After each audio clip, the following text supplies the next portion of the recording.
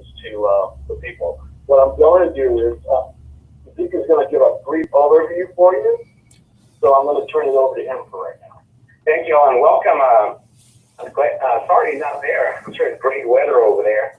First of all, I want to thank Marcos and the state staff, and of course Alex with their Just for Progress Santa Fe, and Maggie, and all the Workforce Center staff for finally putting all these intricate pieces together.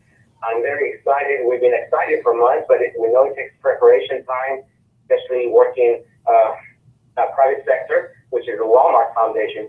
So to me, it's a very unique opportunity to involve funding from the Walmart Foundation, along with working with the state and the nonprofit sector, being their Jobs for Progress. So again, thank you all for all the work preparing for this, and now we get into the heavy work, getting the participants out there and making this project work, which we know we owe with all the leadership we have. Again, welcome, and I'll turn it over to Philip and Brian. They're going to really be the ones leading this with the detail. Phil, of course, is our local facilitator. He's been on board and working the project here in the Dallas-Fort Worth area. Brian is the Assistant Director of Network Initiatives, and he also knows all the programs, been working closely in getting everything off the ground, and knows a lot of the technology side of it. So welcome again, and let's have a good 2-3 hours. Zeke, excuse me. Can you let us know other sites that are participating in this initiative? Oh, sure.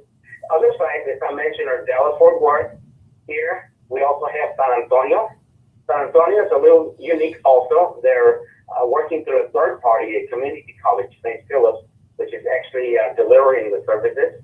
And then we have Fair Jobs for Progress in Houston.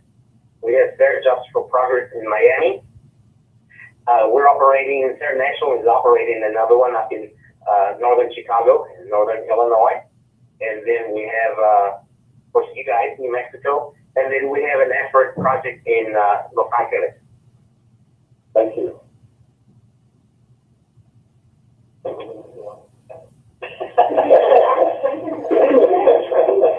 Did you hear that? We don't want to do a site visit in Miami. Can you ring?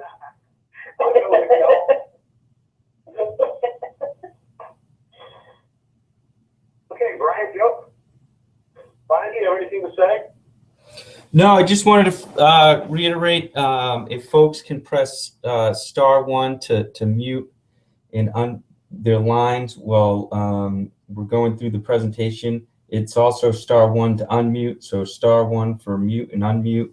And Phil will let you know when is a good time for questions and comments and so forth throughout the presentation. Okay.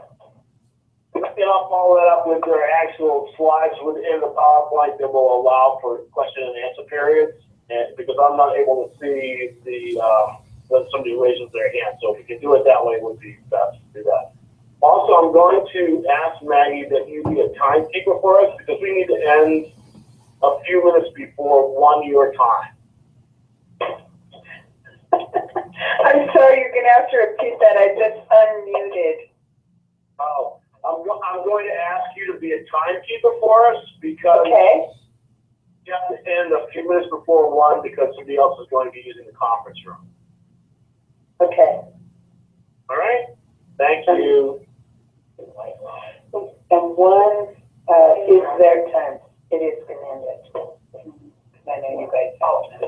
All right, it'll be 12 your time. My bad.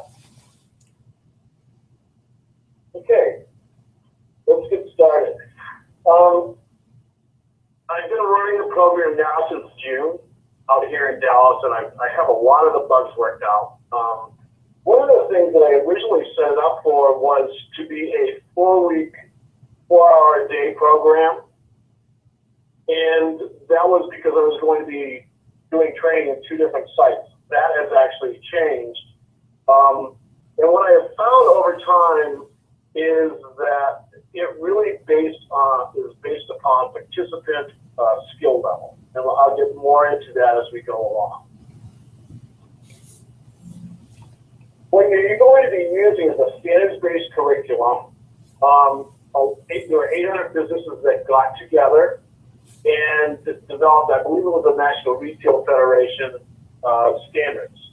A lot of what you will be teaching these people is really preparation to become not only soft skills trained employees, but also people that can do conflict resolution, negotiation skills, problem solving, because those are some of the standards that employers are looking for. Right now, I'm putting together a blog and article on work adjustment issues, and I will tell you that some of the questions on the test that they asked are actually related to work adjustment issues, things such as attendance, peer interactions, how you solve problems on the job. There are 3 components to the training. The first is a National Work Readiness Credential, and that's the site is my.hrw.com that you will be working from. I'll explain a little bit more about that as we go along. Then the National Retail Federation, which is the actual customer service training component. And just so you're aware, there's an overlap between the situational assessment in the NWRC and the curriculum in the NRF. The FDIC Money Smart actually is a self-directed training for personal finance. There is no certification for that, though participants can apply for a credential. We have actually been using that as a self-directed study that was done outside of class. And I actually give them 4 components, which I'll go into a little bit more. Do you have your FDIC Money Smart programs pulled down from their internet site yet? If you don't, you need to go there and pull the materials down because they're all online. In the National Work Readiness Program, there are 3 components. There's math skills, reading skills, situational assessment, and active listening. The math skills really are focused on multi-step math problems that are related to work and business. They're on a 4th to 6th grade level. They're not extensive into algebraic expression or anything like that, so it's very doable for a lot of people. Pretty much what I've found is that some participants do not know the meanings for certain things like range, median, mode, averaging. And then there are those people that have had that training and can do it, but they just need a refresher. So people are going to be all over the place as far as their ability level when you get them. The reading skills component pretty much is basically being able to read manuals, memos, headings of memos, and signs, etc. It's basically, again, work-related documents that they would have to come in contact with. When you get into the National Retail Federation, they're going to have to be able to do the same sorts of things in that curriculum, including being able to read warranty, training documents, and things like that. So be aware of that. The situational assessment and active listening test are component of the training curriculum. It's really based upon the things that I talked about: problem solving, conflict resolution, cooperation with others, critical observation, and accountability. And in that accountability piece is really some attendance issues, time management issues, and you'll be, seeing that as you go along. If you give any of the trainees a pre-assessment on this, I can almost guarantee you that no one is going to pass this test because it really requires a different kind of thinking, a very business mentality where it's a win-win situation for everyone involved. So far, everyone I've given this pre-assessment has not passed the test, including myself. You have to choose a best and a worst scenario. And how this all ties together is that employers like Home Depot, Lowe's, Sears, even including Walmart, we all know they have online tests that you have to take. These components of this training curriculum will actually prepare people to take that test and be considered for employment. Any questions and answers so far? Any questions so far? No.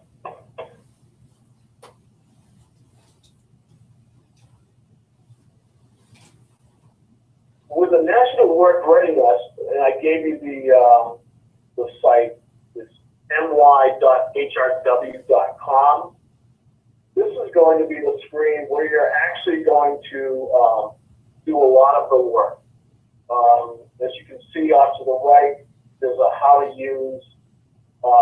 What I suggest is that when you do your orientation, that you add the people into a class, or actually before orientation, you have applicants and you add them to classes, set them up, add students in, print out a class roster, and then what you're going to do is be assigning them assignments in each of the 3 parts.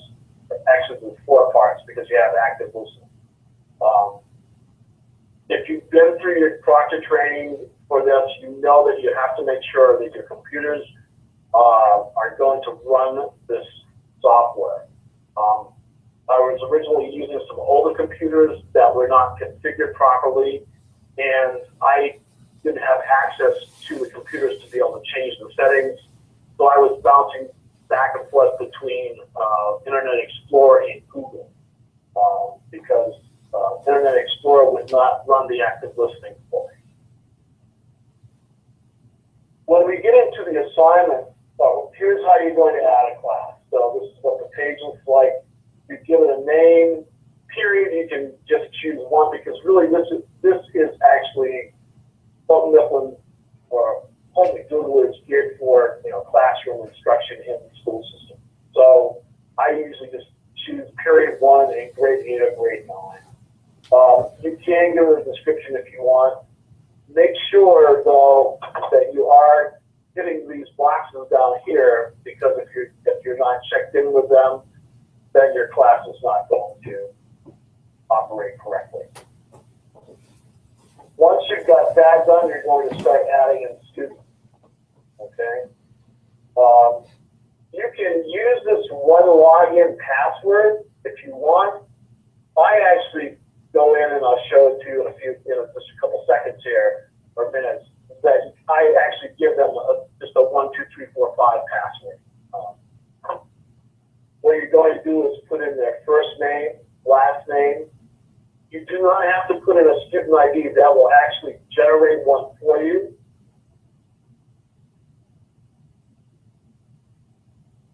This is a little hard to read, but this is the edit student record. And what I do is go in, and this is where I add in the password. It generates a password automatically. I go in here and I change it.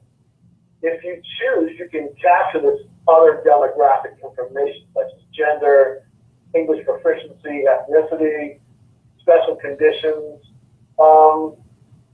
The special conditions piece you probably want to consider because if somebody needs accommodations, it's right in there. And again, your proctor training will explain, and the proctor manuals explain how to go about getting the accommodations for people.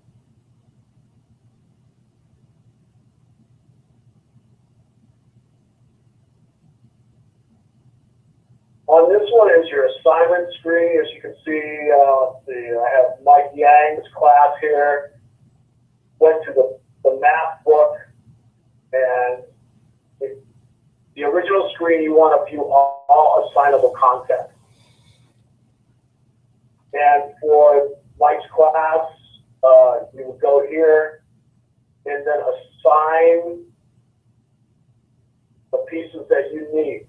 Let's stop here for one real brief second and talk about this work skills math pre-test assessment. That's going to be very, very important to you. I would not accept anyone into the program until that component is actually done. Because if you have somebody that cannot function on a 4th grade math level or 5th grade math level, you're not going to have time to remediate all of this person's math problems within that short period of time. I actually was working with a woman, and actually I'm still working with her. I spent probably 3.5 weeks with her, 4 hours a day, getting her into the math piece. She struggled through the whole thing, and she still has not completed the program, and I actually haven't even given her the math test yet. I'm going to go back, because I had another cohort that I was training. I have to go back and start working with her again, get her through that. So make sure that you give the math pre-test, and there are ways to check what questions are being missed most, and we'll cover that right now. When you go in and set the assignment, you can actually go in here, and these are the settings. I always make it always available. Unlimited number of times they can take it. How many times students are able to score the test? I usually set it at 2. Number 3, how should scores be reported in student reports? And I changed this to highest score. So if they've taken it twice, I'm going to get the highest score from them. And I usually randomize the order of multiple choice response.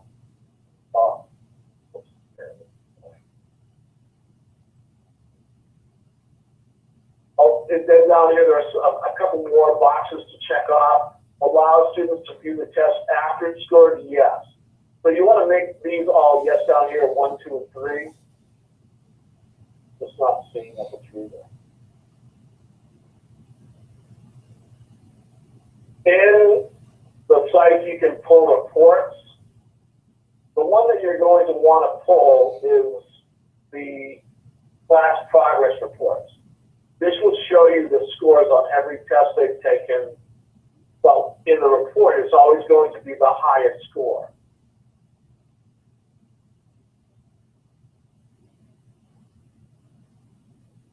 Any questions before we move on? We're good on this end, Field. Okay.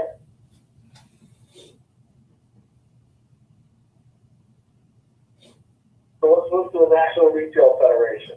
There are 4 books that are the ones that you need. Getting to know your customer, meeting customer needs, building continuing relationships, and going the extra mile.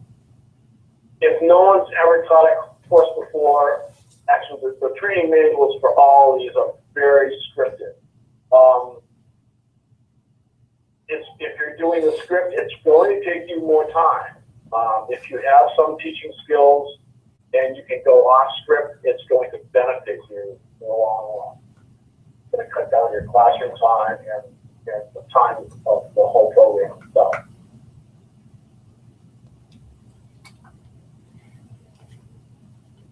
The other thing I've done is I've actually have digital books, and I believe I've sent those to you. And I provide these to the participants, and those are outside assignments. So basically, when we start working on the National Retail Federation component, which I don't mix with the NWRC, they're 2 separate class structures. We pretty much can go in and discuss what's in the book. If somebody has a reading skill level, it's probably 6th grade level, they can actually make it through this component very quickly. Most of your time is going to be spent with a national work readiness credential. Questions on that?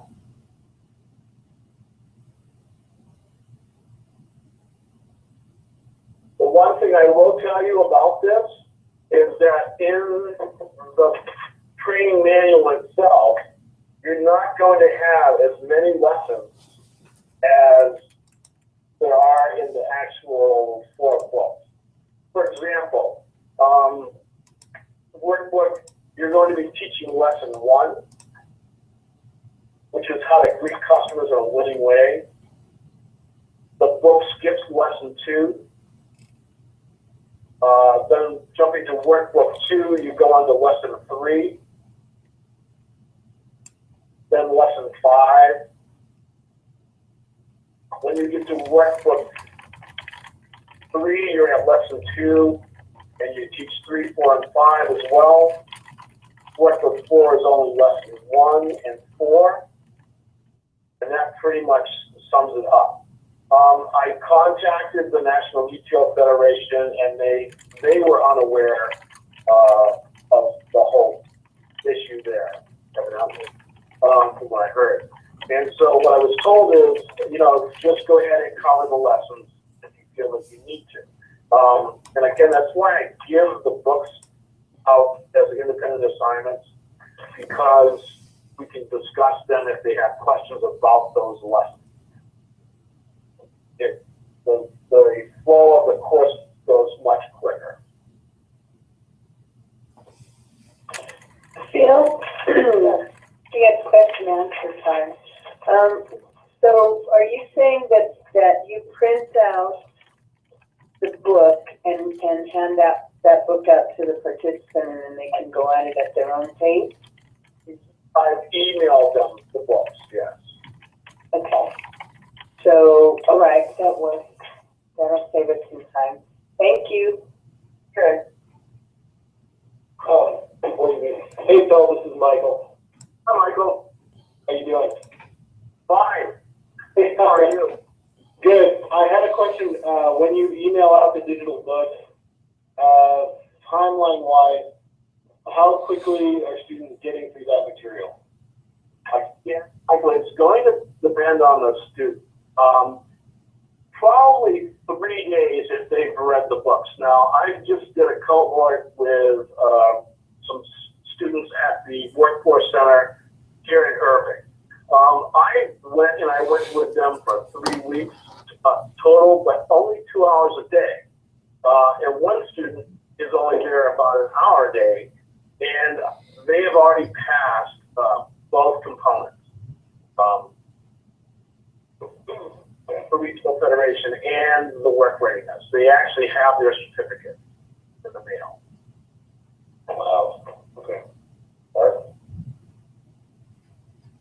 Go ahead. What's the average, though? So, average student completion time is 3 days, you would say, or is The Retail Federation, yes.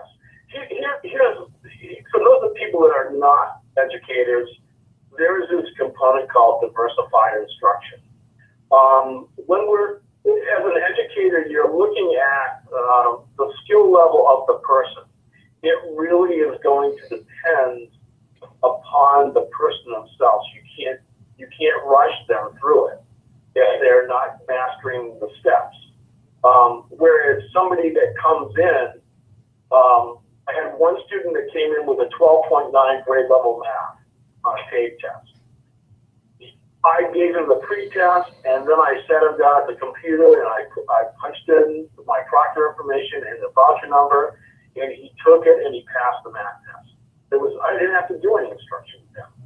Compared to a woman, 3 weeks later that I'm still working with her, and she's been at this for 4 weeks. So I won't say there's a magic number. I would say that your average class is going to be 3 weeks. And then you're going to have outliers. And that is why that math pre-assessment is so important.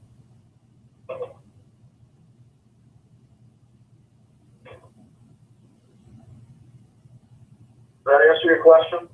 That was specific.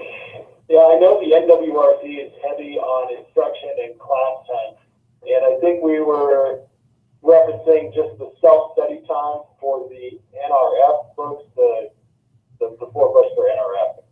They can read those. I mean, I can sit down and read these in 3 days and take a test and pass it. And I think most students can do that as well. Okay, those are good homework assignments. Complete these by X day, and then when they're ready, they get in and check. How do you? What's the method used to verify that they've completed them? Or what's a good way of doing it? What have you guys used? Basically, I've just done discussion in class. Oh, okay. I mean, I can tell if they've read them or not just by the discussion of the questions. And then, you know, if it looks like, and again, what I do is it's a differentiated instruction piece. If there's chunks of areas that people have missed, then what I do is I go over those areas with all of them. And again, it's even with the NWRC, you want to go over the basic areas where everyone's missing, and then you have to work with the students that need the extra instruction in the areas that they're missing. For example, the 3 students that I just completed in Irving, they took the math test, and they had all passed the pre-assessment. However, I was questioning the whole thing as far as, do they have enough margin of error to actually pass the official test. So I gave them instruction in certain areas that they were missing. I could bump up their scores a little bit. Does that make sense? Yeah, it does. Are you guys okay? I'm talking to everybody in the room here. Okay. How are you guys with the organization? I've heard this once before, so it's clear to me. But I want to know how you guys are doing. Okay.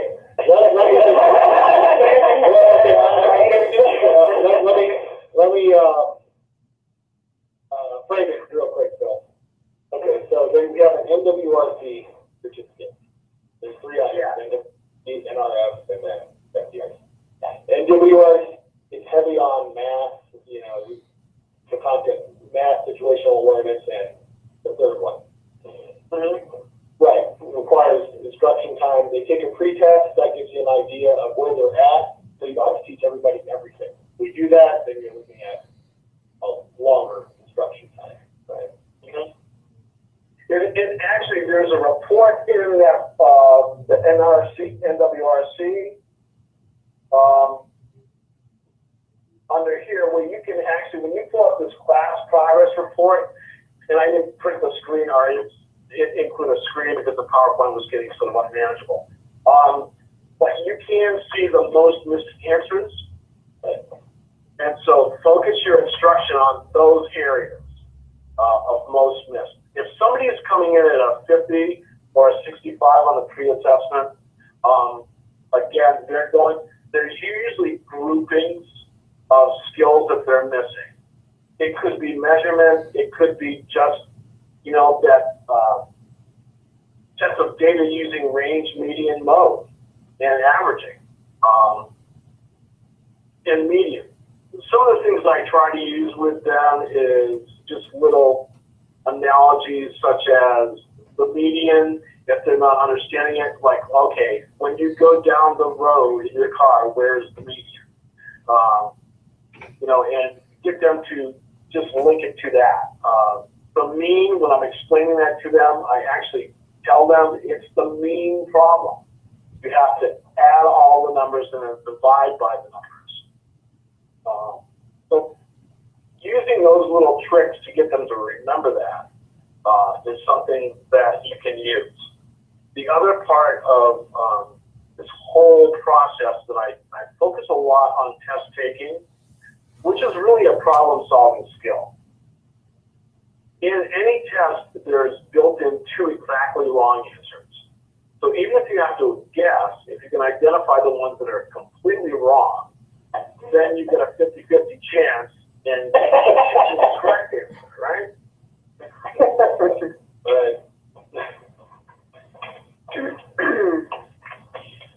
Phil, one thing to keep in mind as we're going through is that these folks aren't necessarily going to have a cohort of students. So there may be 2 or 3 coming in this week, maybe another one being added next week. Some are going to drop off, some are going to stay with it. It's going to be a little bit different in the way that they administer the program. Yes, and I understand that. Okay, I'll leave it at that because I have a different view because I'm coming from a different background. And it's a work training program, and I wonder, and it's my own issue, that how we hold people accountable for things like attendance and all of that. But that's, you'll handle it your own way. So that's going to make your job that much more difficult. Because you're going to be doing a lot of individualized instruction with people. Right. So you recommend, well, you're not a big fan of having different cycle start times because then you're really having to manage a lot of different areas. You're going to be, again, it's like, what if you're teaching somebody one skill and this person is like, can't do it because they haven't been able to, they don't have the skills to scaffold up to the skill level that you're teaching. Right. Because these are basic skills. So if somebody can't multiply and divide or identify the parts of the problem that they need to figure out, how are you going to train them to do something like meat?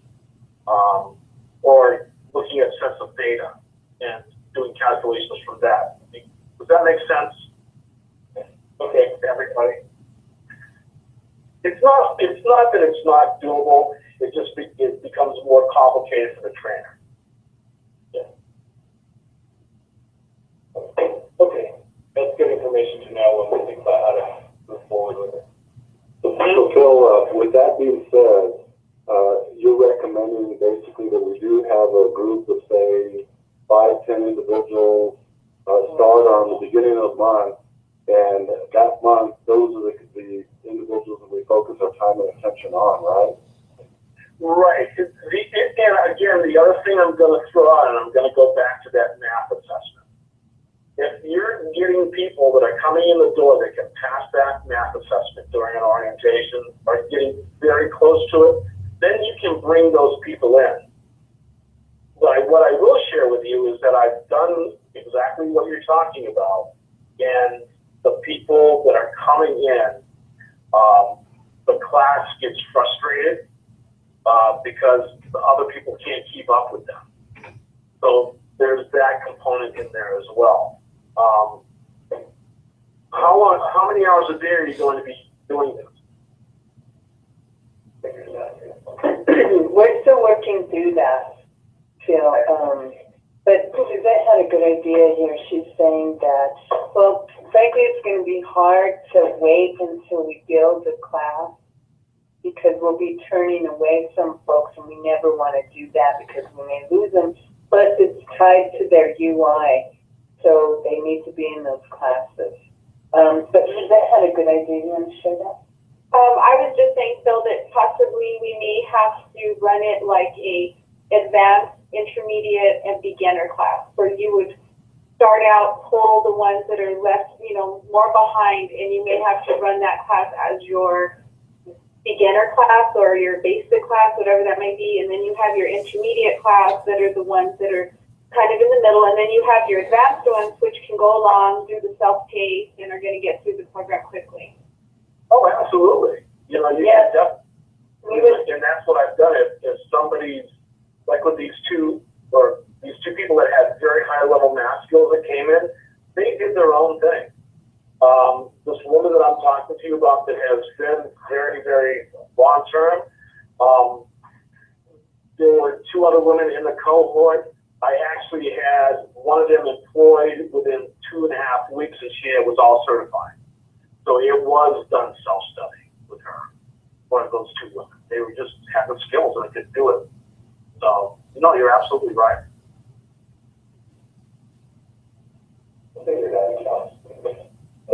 It'll work, and frankly, because this test correlates with the work team assessment, everybody in this room is pretty familiar with the work team assessment, and I think we can figure out how to make it work.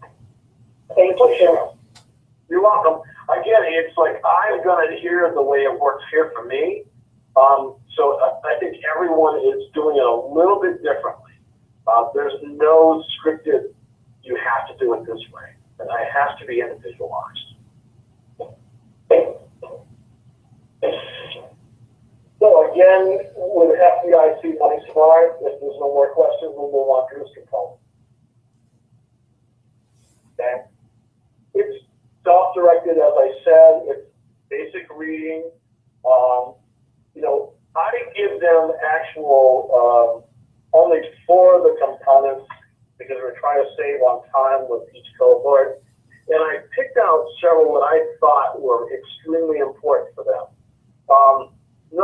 The first one, bank on it, I don't give them to that. It's an introduction to bank services. Most people know how to open a checking account. I do give them the second one, which is borrowing basics, which is an introduction to credit. Money matters, how to keep, it's more budgeting. Paying yourself first, which is the 5th component.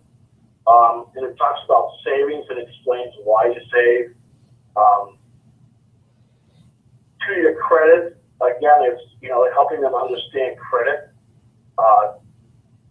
How to make a credit card work for you when they're charging it right.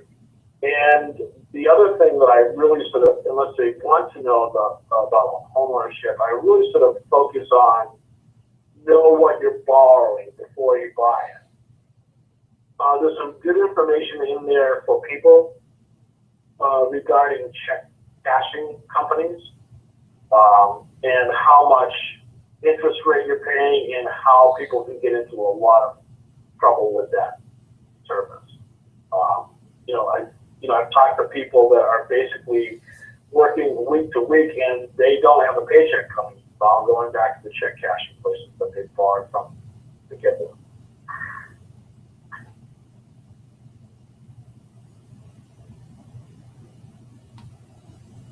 As far as the GED component goes, how are you handling that out there? Malin, are you on the line, Michael?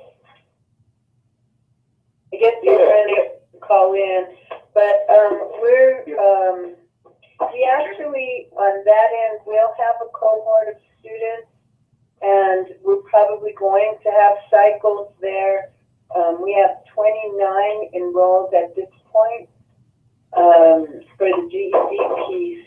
We also want to make sure that they get the certification as part of the whole package. It's actually part of another program that they were awarded money for, and so they're part of the condition of participating in the work experience is going to be that they attend the class, so they sort of have a carrot to hold over them. If they want to get paid and work, they have to participate here and in school. So I think that's fine. Yes. Hi, sorry, I was having trouble with my mute. This is Mike from Networks. Oh, hi, Mike. How's it going? Good. Do you want to kind of explain, Mike, how you're going to fold this into your regular programming? Yeah, so we've got a program called Youth Field that is funded by the Department of Labor. This is going to be our 4th cohort, so we're pretty just seasoned in terms of how to run Youth Field. Our current model is a 4-day work week, and 2 of those days are classroom study, and the other 2 days are on the construction site. So we're gonna work this curriculum into our classroom days, and which are focused on GED prep as well as college prep. So the academic skills is a natural fit, and I think that this is just going to complement what we're already doing, using the official online GED prep and pre-test, combined with this, and then the work skills, job readiness, soft skills piece is, we'll probably do, we actually have two groups. We break them into two groups of about 15, and so we'll teach them as a class, and also leaving some room if people are more advanced than others, they can work ahead. So it's an 8-month program, and as soon as we get all this front end stuff solidified and figured out, then we're trying to kind of put this towards the beginning of the program rather than leading it to the end. Okay. It's probably a good idea to put it towards the beginning.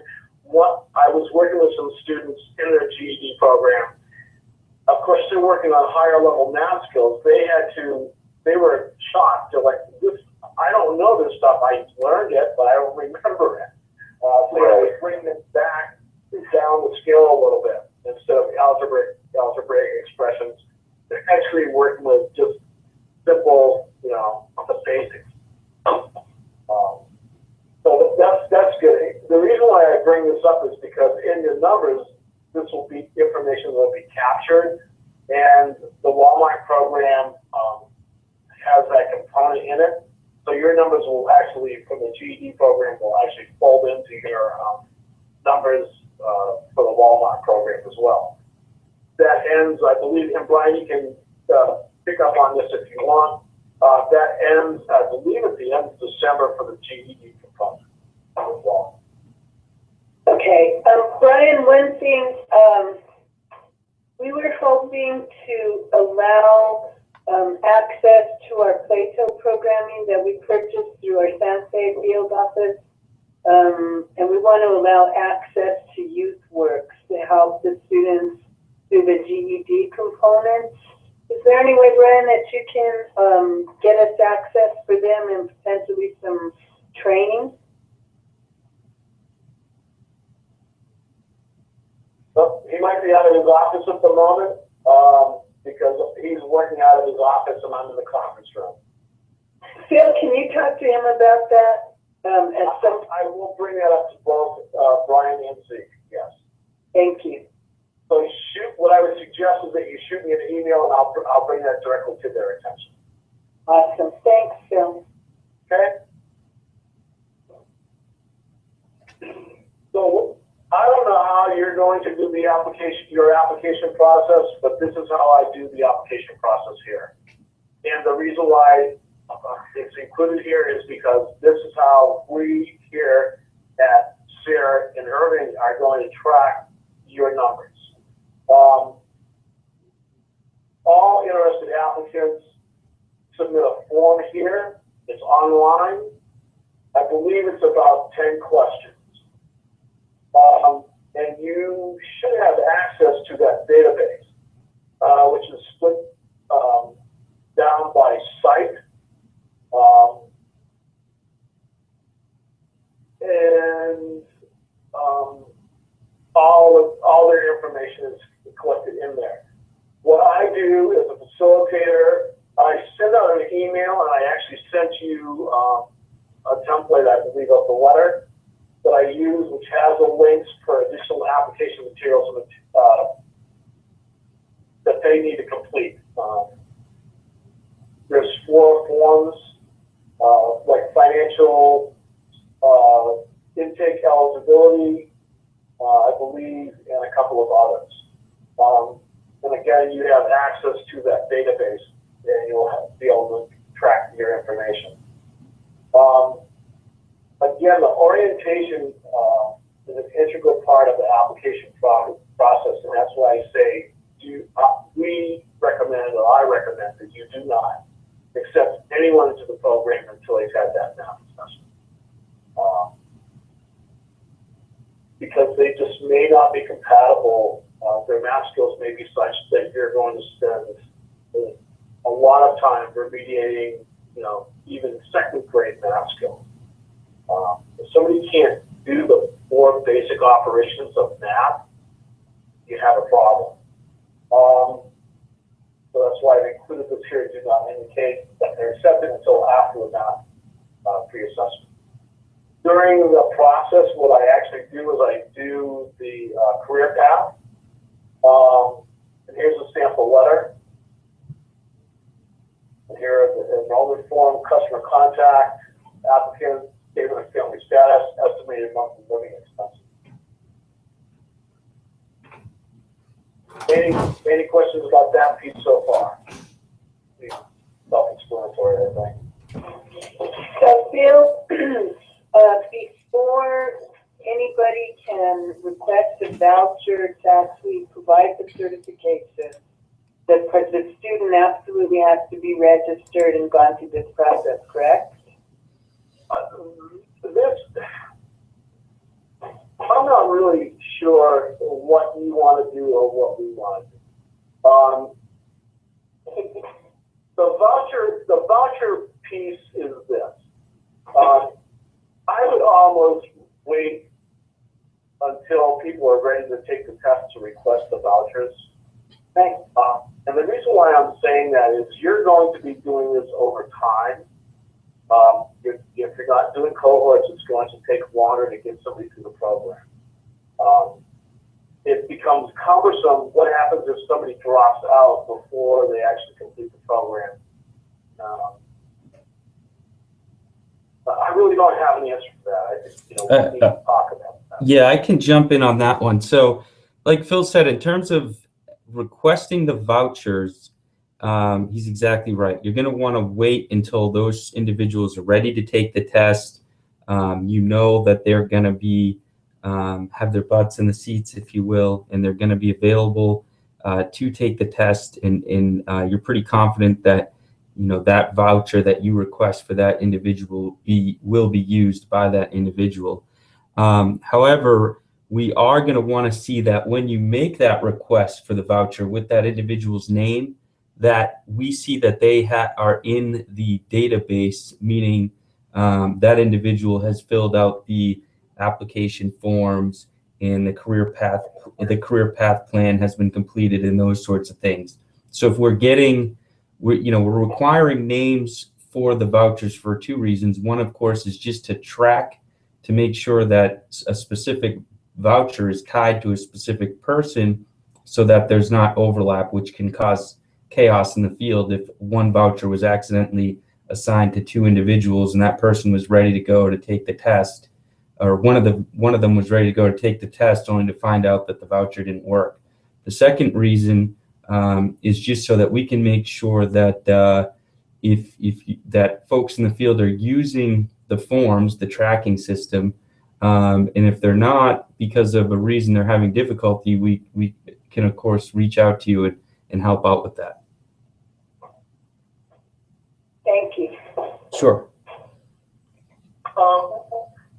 Brian's back online, so you want to address the other question with him directly? Brian, the question I had asked was, we just got a brief update from YouthWorks, and I was hoping that through our own licensure through SARE in Santa Fe, we could allow them access to our Plato and would need them to have their own access codes and then potentially some training if we could make that arrangement. Yeah, so this is YouthWorks in connection to the Walmart program? Correct, and they'll be providing the GED component. Actually, that is what paid for your Plato fee this year. So that is exactly what we want you to be doing, is using Plato for the Walmart program. I know that you use it for some additional programs as well, but that is absolutely a component that was purposefully written into the budget. And yeah, I can provide some training on that. We can get them up to speed. Okay, I'll work with you offline and with youth work staff to get that training done Sure. real quick. Sure. Right, thanks. Brian, just to clarify, that is good until the end of December? Play-Doh? Yeah, the GED component? Yeah, I mean that is you're right in that, so I forgot about that part. The fact that the the GED component is only for the first year. We may have to circle back with Zeke and see if he's going to look to request a modification. I don't believe that Play-Doh is going to expire at the end of December because I believe we put together a 2-year agreement with them. So we're good to go on the technical side. So, either way, I think we want to be using Play-Doh for that group, but we'll connect with Zeke and see, what's going to happen with the GED. And actually, I can connect with him now and let you know in a few minutes. Okay, great. Thank you. Sure. Thank you for that. I forget to take my mute button off. But yeah, if we could find out very quickly because we're just getting those students on board and we'd like to follow through with that for the next year through December if we could. Yeah, let me go ahead and I'll find out and I'll let you know as soon as I have some information.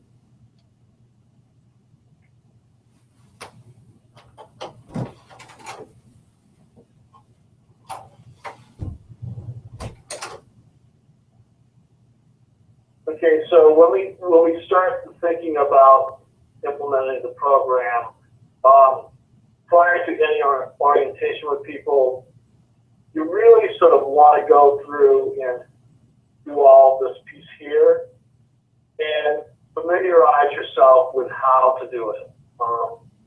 Because if you're going to orientate somebody, you actually have to add it into a class. You have to have the class set up, and then if you're going to give them that pre-assessment or any of the other pre-assessments with NWRC, you have to have that all set up ahead of time. And that's going, again, when we talk about in the reports, the most missed questions, that's how you're going to save people class time. Again, the orientation, the math pre-assessment, really the key component that I always include in an orientation. I always give that to them. And I complete the forms 7 through 13 in the program performance manual, which you should have as a attachment that I sent out. Any question about that piece?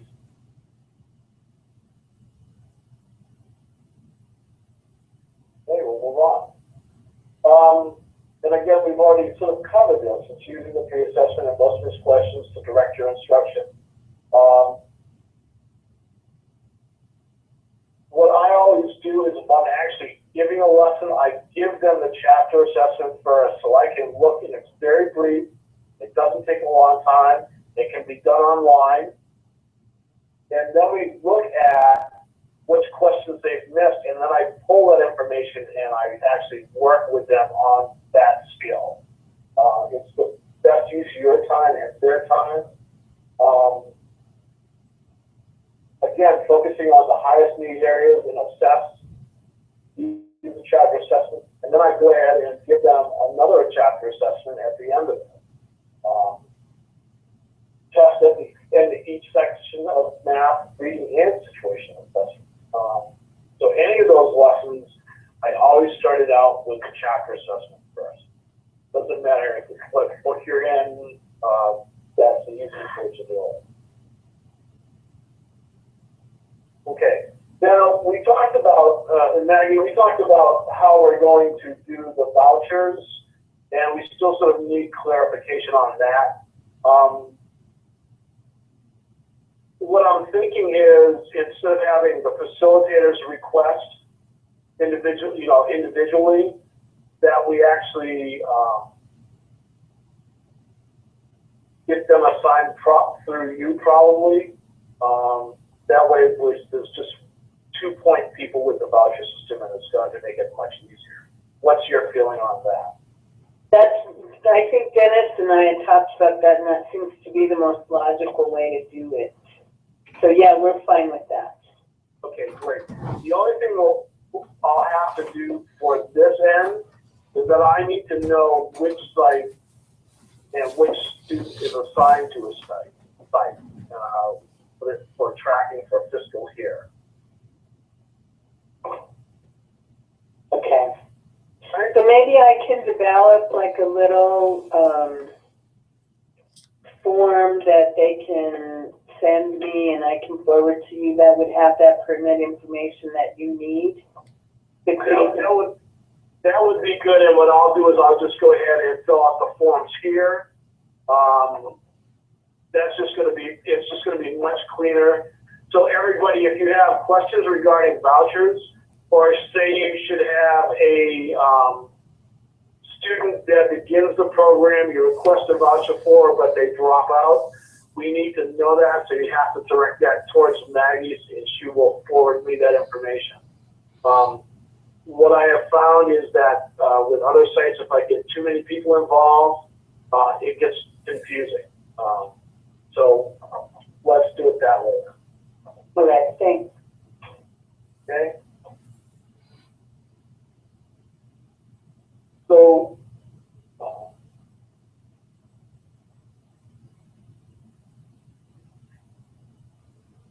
when you're proctoring a test, make sure you're following that proctor protocol for entering students and corresponding voucher numbers. And if you haven't done it yet, you will get that in your training.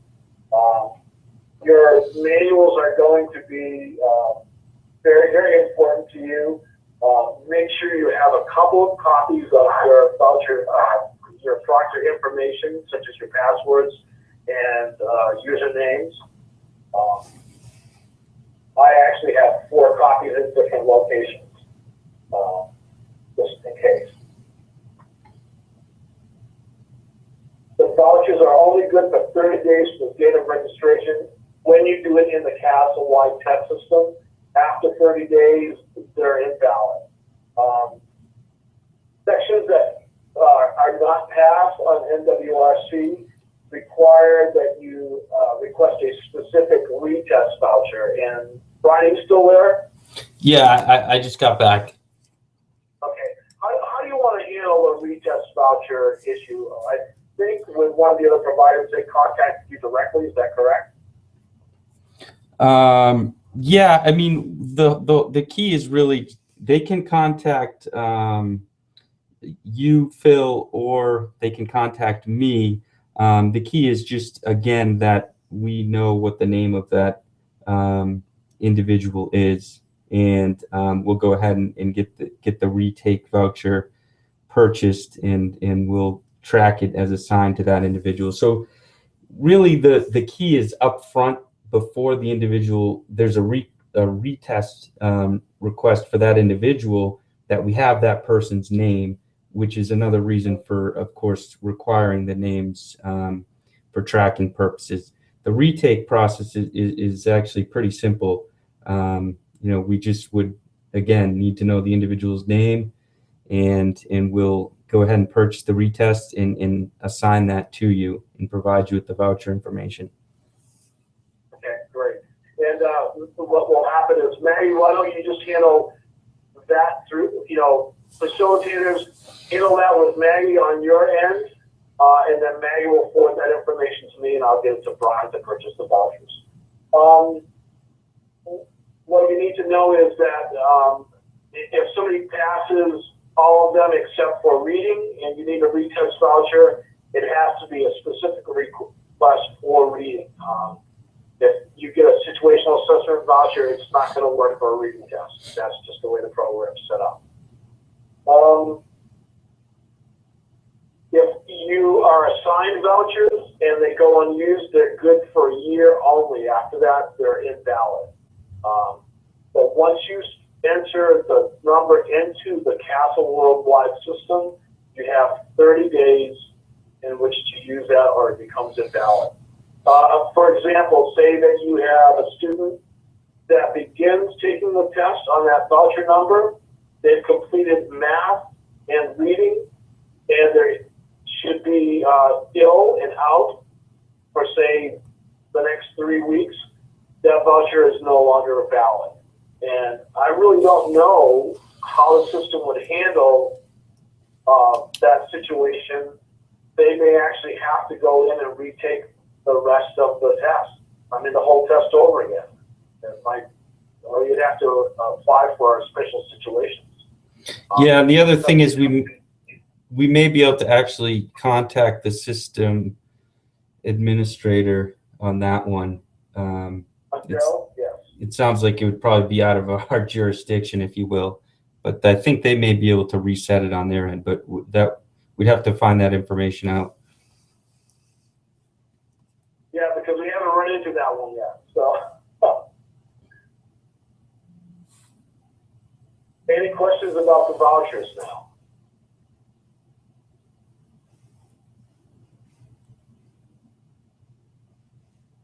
Okay, when we went over NRF, the customer service piece, the manual doesn't cover all the sections.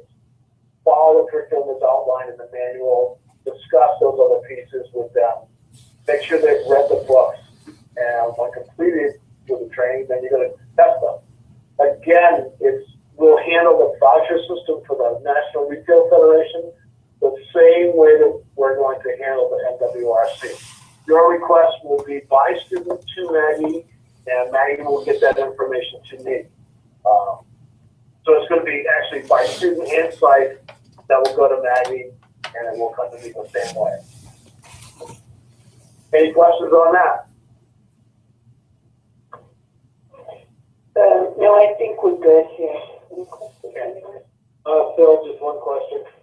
Just to clarify, the NRF voucher has the same time windows as the NWRC. Once issued, they're good for 1 year, and then once that voucher number is entered in the Castle Worldwide, then it's only good for 30 days? Correct. Okay. Thank you. All of these tests, the NWRC and the NRF, actually can be retaken after 30 days. And you have to have vouchers for those. We're having a really good time because we're actually almost through it. One of the things that I'm noticing here, and again, I'm approaching this from a vocational expert point of view and a rehabilitation specialist point of view. One of the things that I'm looking for really are work adjustment issues with people. How are they interacting with other people? Their attendance, their tardiness, their ability to resolve conflict. Because part of it is built into the curriculum. And the reason why I bring this up is that for employment and training, when I think of it, what we're trying to do is send a complete job applicant out to employers. And I try to address those issues because I don't want to send an employee out looking for a job that I know that has broken parts to it. It would be like, me being a mechanic and saying, okay, your transmission's fixed, and oops, I still have 3 parts here lying on the floor, and you've driven off and paid the bill. They're not going to be happy. It can damage, my experience is that if I've, gone ahead and put an employee with an employer that has work adjustment issues, it can damage my relationship with that employer. The other thing to watch for are potential disabilities.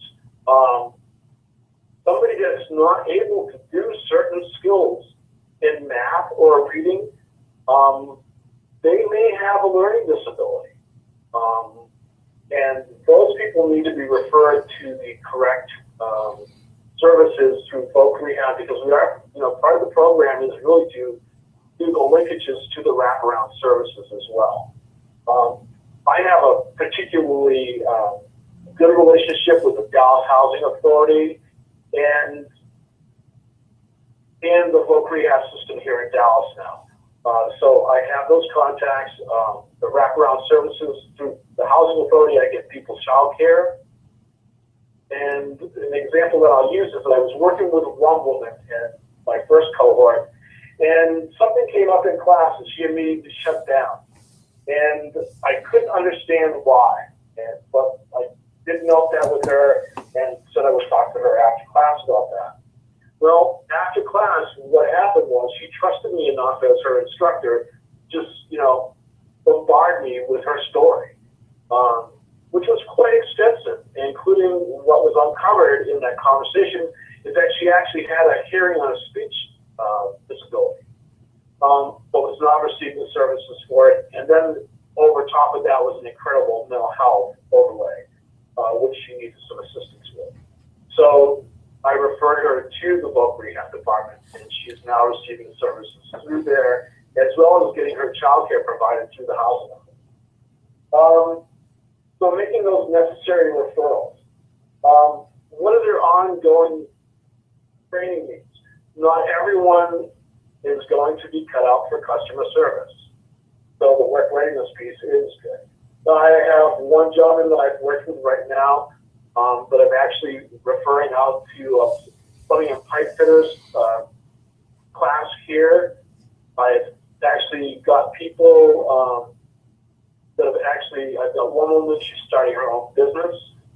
So, I mean, there are, let's look at those ongoing training needs as well. One of the things I always do with the people is I look at their resume, and I find a lot of them, even though they've already been through a resume training program, their resumes are not where they should be, and they really don't have an idea that they need to construct their resume to almost every job description that they're applying for. Again, the career exploration, I do career counseling with people, and that's really what my background is in my private practice. So I do a lot of career exploration and job search with them. That discussion comes up quite frequently. So those are the things to watch out for. So we're at the happy implementation stage. Make sure you're tracking your referrals to other agencies. I know you have that all in place already. So, that's just sort of a given. But I did want to mention that. Any questions and answers? Any questions? Phil, this is Brian. I just wanted to jump in. I got an update from Zeke, and we will in fact be extending the GED, extending the time frame for the GED component, and we'll follow up with more details once we have specifics around that. But in terms of the YouthWorks group, let's go ahead and move forward with them. We'll get the necessary facilitators up to speed with training and Plato and so forth, and then once we have kind of a date in terms of the completion of the GED component, we'll let you all know. Thank you, Brian. Appreciate it. Sure.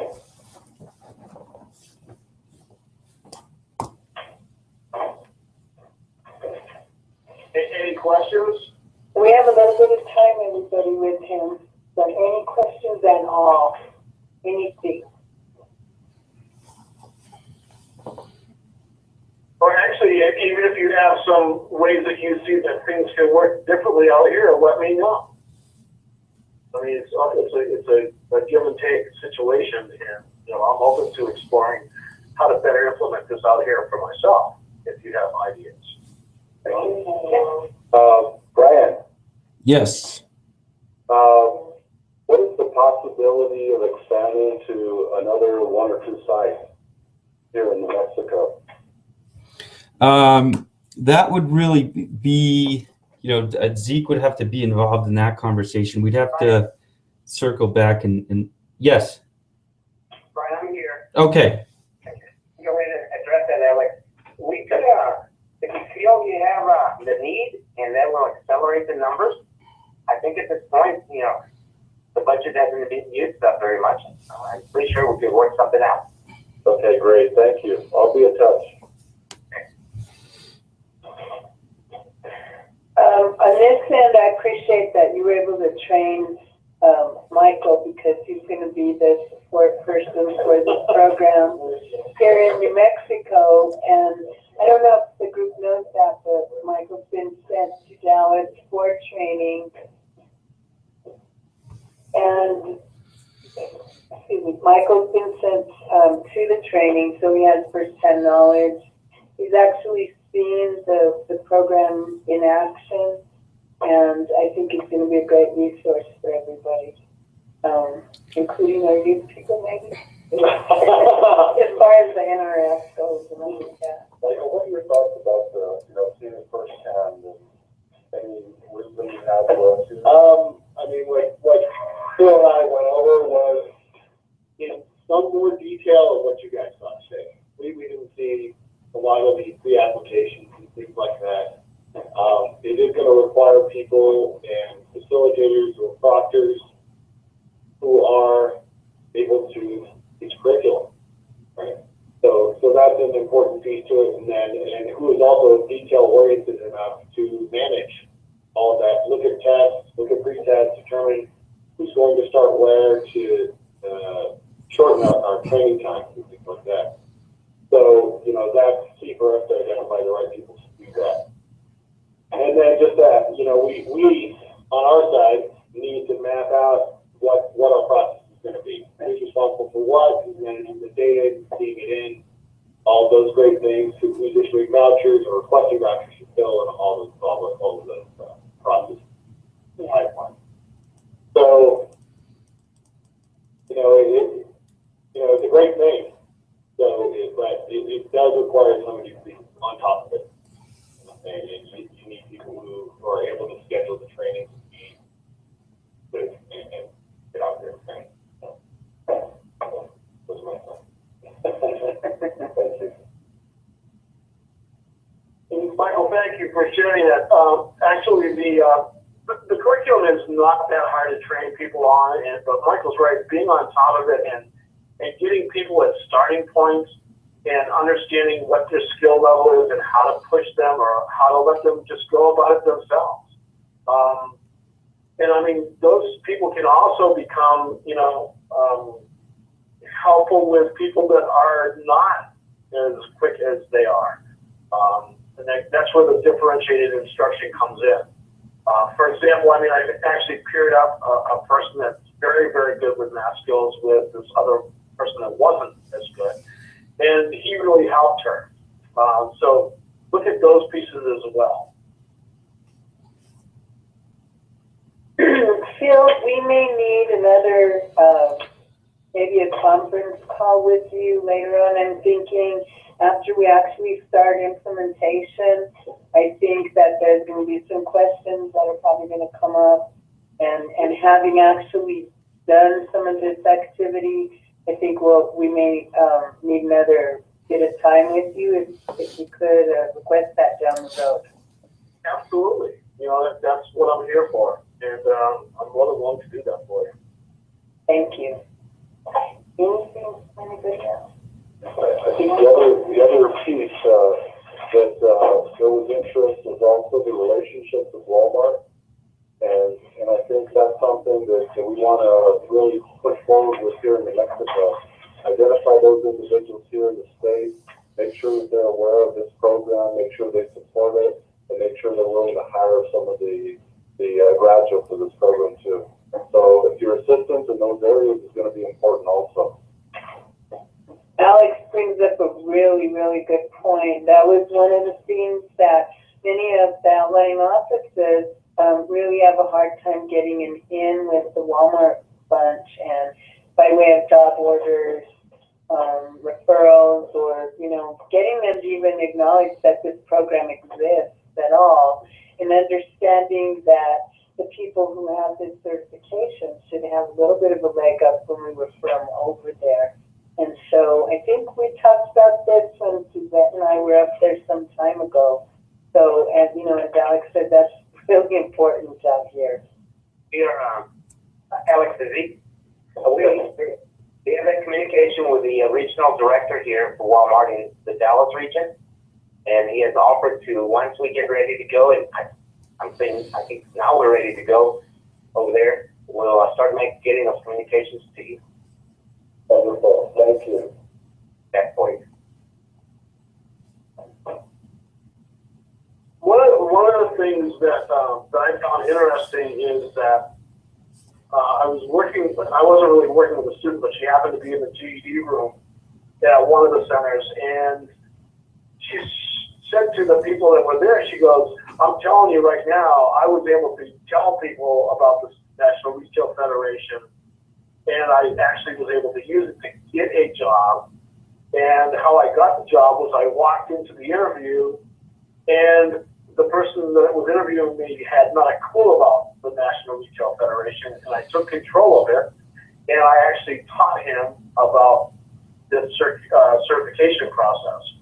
So, I mean, there is a leg up, and how I've worked with people that are applying for Walmart jobs is really to, inform the person that they're interviewing them that they have these certifications that are required because they're industry standards, and it's across the board. I can guarantee you that with my certification, I qualify. I think maybe a facet of training that we could maybe build in addition to everything else that's going on, is at the tail end of it, not just taking the NRF and then NWRC certification exams and getting those passed, but building in how to market that. How to market that, what's important, how do you explain this to somebody so it makes sense to them in a good language, in a concise manner. Correct. And I encourage them when they're developing their resume, I also encourage them and get them to put in these two certifications, that they actually have them. I don't know what it's like out in New Mexico, but here in the Dallas area, even lower level jobs are requiring people to have resumes. I go to a lot of job fairs at the workforce centers, and all of the employers that are there want a resume. We want all our job seekers to have resumes. That's actually, for the group that we're talking about, it's going to be one of the requirements, put a resume into the BOSS system, and then I think upgrade it as they get their certification. So that's going to be something actually part of it. Right.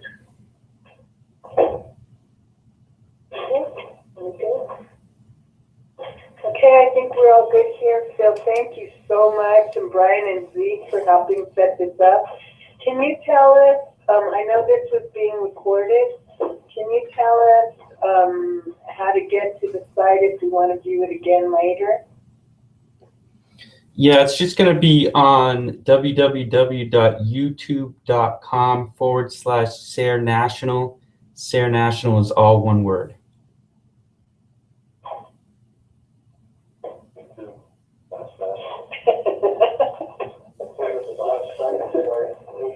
Oh, unfortunately, at most of the sites, maybe you can help us. It's one of the blocked sites.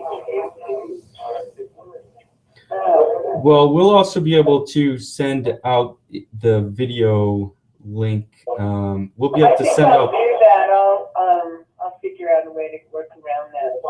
Yeah. Yeah, well, did you hear that?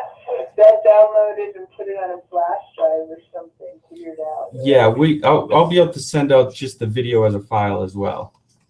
Oh, that would be great, because Sure. that site is blocked in all of the centers. Sure.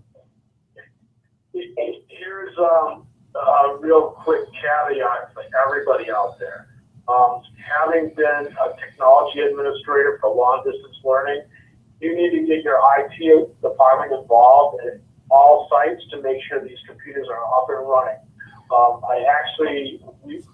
One of the training programs we were doing, it was locked down so much that the person that was had control of the lockdown had to go in and enter the individual pages into the system in order to allow it to run. We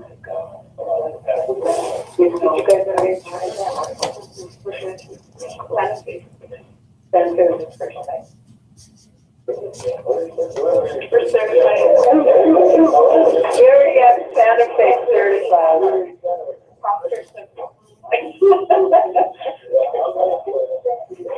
So we've got Santa Fe certified, and I think that Michael, there at YouthWorks, I think you all have been certified as well, correct? Yes, that's correct. Yes, that's correct. They did that. Awesome. And the projects have gone in and run the tests on the computers. Okay. Keep that still. And the proctors have gone into the opening pages and run the configuration tests on the computers. Did you guys see that? Yeah. Yes, the proctors went in into. No. All right. Their IT person did it for them here at the Santa Fe. All right, great. Then they should be all set. You haven't done anything? And I can tell you our computers are already I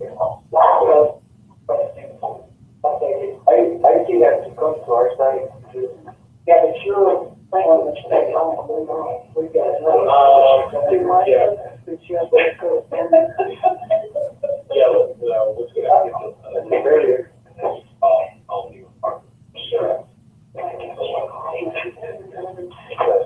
Okay, all right, well, thank you again for setting this up for us and for being available, so we really, really appreciate it. Thank you, everyone. We'll be in touch, Phil, thanks again. Thanks, Brian and Duke. Thanks, everyone. Thank you. Bye. Bye. Bye now.